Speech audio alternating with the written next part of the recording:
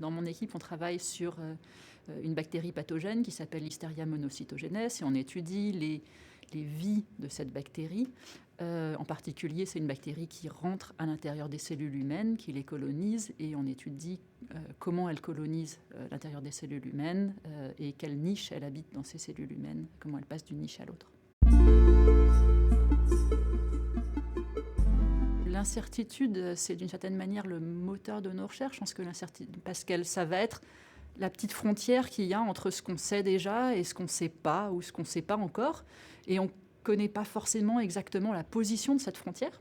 Donc,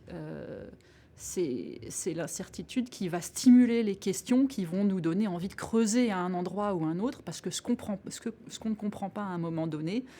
c'est ça qu'on va essayer d'éclairer.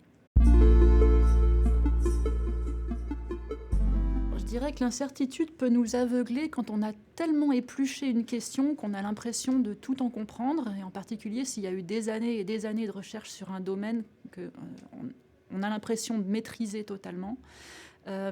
Et dans ce cas-là, on peut de temps en temps,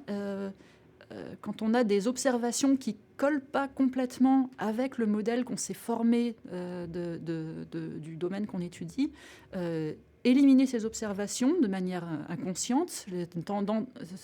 avoir tendance à penser que c'est des choses qui sont fausses, qui sont issues d'un problème de notre expérience plutôt qu'une réalité, et à ne pas creuser, et ne plus s'interroger dessus. C'est la surprise qui nous met sur la piste de la recherche. C'est le fait d'avoir de temps en temps une observation qui ne colle pas, de se dire là, j'ai envie de savoir pourquoi ça ne colle pas, et de se laisser interpeller effectivement par le résultat d'une nouvelle méthodologie